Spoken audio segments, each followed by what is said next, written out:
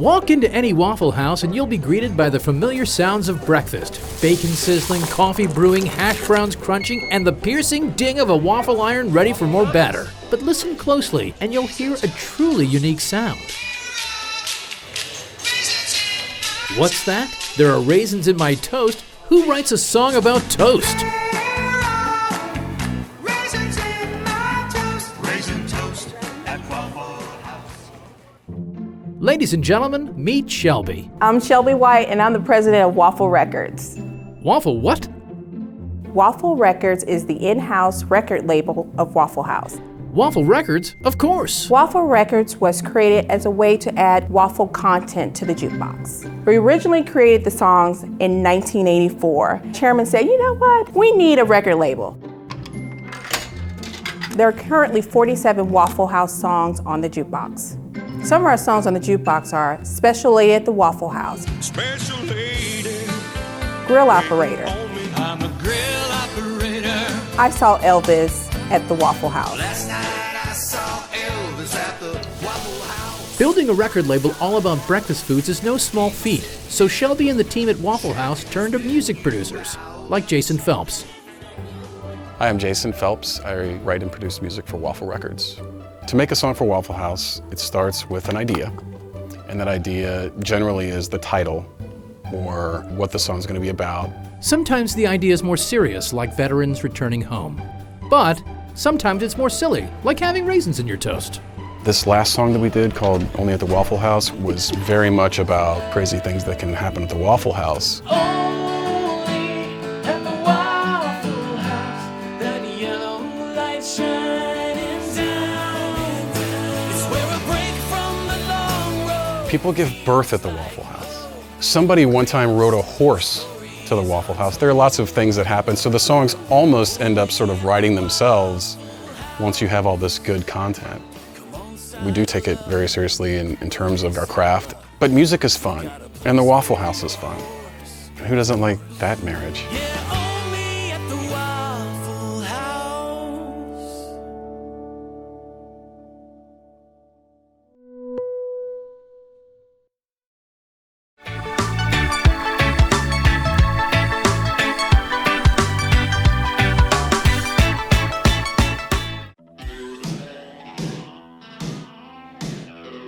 Well, I'm R. Stevie Moore. I'm generally known as one of the main pioneers of low-fidelity, one-man band home recording. I've been recording for 50-something years, and I've made 400 albums in my home. I don't think about appearing anywhere. I got enough to do right here. And now more R. Stevie Moore. R. Stevie Moore, prolific Mr. R. Stevie Moore. R. Stevie Moore. Yes, I am R. Stevie Moore. Back when I was a younger child, I started my own idea of home recording by myself. My father was a bass player, doing all the country sessions with all the stars of Nashville.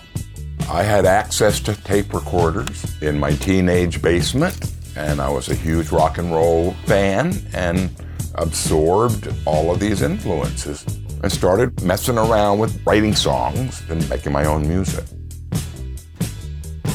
You record in the privacy of your own home, is that correct? That's right. Now, how do you do that? Well, late 60s is when I started making my little albums. I overdub all the instruments myself. I play bass and guitars and keyboards and percussion and vocals. I got really good at it. I could do 7, 8, 9, 10 overdubs, and you'd still hear the very first thing that I used. Did you invent home recording? Of course not. But I took it to another level long before it was customary.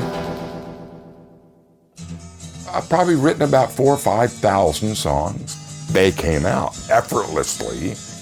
I would compile the most recent songs. I wouldn't pick and choose the best ones and throw the worst ones on the floor. And that's been my aesthetic all along. It's like everything is released, warts and all, because bad music is brilliant. It's a diary of sound. Everybody that has ever been a record collector loves to turn their pals on to the obscure. Why do you hear this one? I mean, I do have that reputation. Talking Heads and B-52s, they were all fans of mine.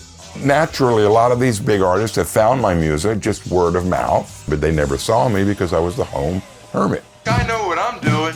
I keep trying. I keep doing more of it.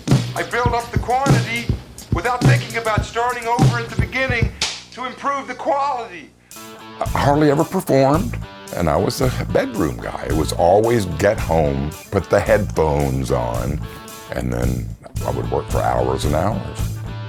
In 2010, things started to explode. Out of nowhere, suddenly I was in a band and touring the world. I was playing hard rock shows, big festivals and tiny dives. It was incredible. My career really started taking off a little too late in life.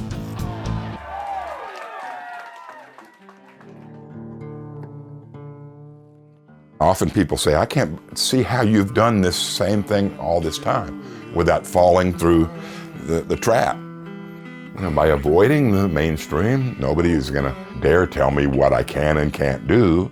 It feels so good to have that integrity intact. I'm proud of all that, and I'm also still a little kid.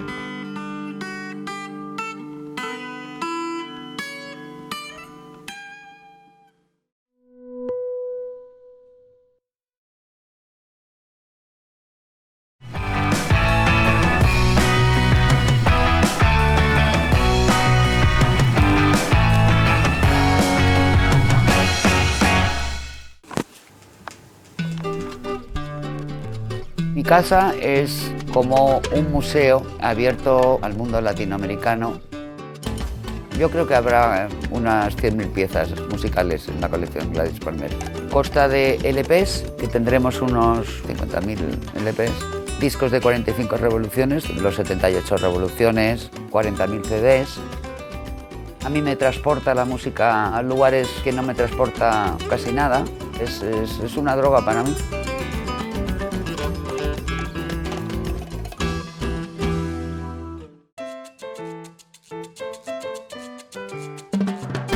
Mi nombre es Alejandra Fierreleta, más conocida como Gladys Palmera, y soy coleccionista de música latina, de todos los tiempos. Yo siempre he tenido Latinoamérica muy cerca, mi padre trabajaba mucho allí, mi madre pues de Panamá, y desde chiquitina he empezado a escuchar este tipo de música, ¿no? Cuando tenía 4 o 5 años. Yo empecé a coleccionar cuando estuve viviendo un año en Panamá, con 18 años. Bueno, aquí en la colección tenemos música prácticamente de todos los países de Latinoamérica. Vamos realmente a completar lo mejor de la música latina, porque creo que todo el mundo tiene derecho a acceder a todo esto, no solo unos cuantos. Yo creo que hay que ahondar muchísimo más en las raíces de esta música para comprender la cantidad de grupos que ha habido, de el cha-cha-cha, el bugalú, el mambo. Vas profundizando y profundizando y llegas de verdad a darte cuenta de lo que significa y la trascendencia que tiene toda esta música. Yo no hago esto para mí sola. Yo toda esta colección, mi idea es compartirla con todo el mundo. Mi afán ha sido poder el día de mañana entregar esta colección a una institución, poderlo poner a la disposición de un público. Cualquier persona pueda venir aquí o donde vaya a acabar la colección y poder pues, tener acceso a todo esto. Cada disco que hay aquí tiene una historia y tiene una particularidad. Latinoamérica es un abanico de músicas que yo cada día descubro y me sorprendo, ¿no? Yo me dedico a esto básicamente por pasión. A mí me da muchísimo placer poder divulgar esto y esto es el mundo de Gladys Palmera.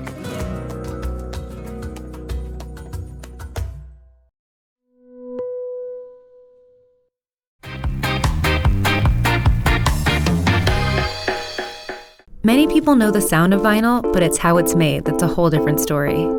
The record industry offers a one-stop shop for all our customers. So we do the cuts in-house on both lacquer DMM, we produce our own covers, we do the print of all the sleeves, labels, so the customer doesn't have to go to other printers or cutting rooms to get all this stuff together. We do everything in-house.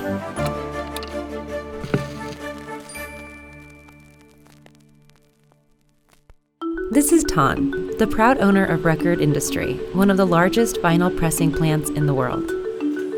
Located in Haarlem in the Netherlands, Tom has had a lifelong love of vinyl. I started my music career as being a DJ in a local club, pirate radio stations, playing the old disco dance grooves in the 80s. The factory opened in 1958 and in recent years has seen a surge in sales. Last year we did 9.5 million and this year we're aiming for 10,500,000, maybe 11 million. We press for all the major companies, being Sony Music, Universal, Warner Music, and a lot of local, smaller labels. My wife and me try to run record industry as being a family company. We don't have children ourselves, but at the end we're always making a bit fun of it and we say we have 100 children here. I like the vinyl, I like the size of the format, nice pictures. You know, you can say you can be proud on this product. If you look at a CD, for instance, it's not something you're cherishing, a record you cherish. The music was more some kind of a hobby. So I could turn my hobby into a real profession running this beautiful plant.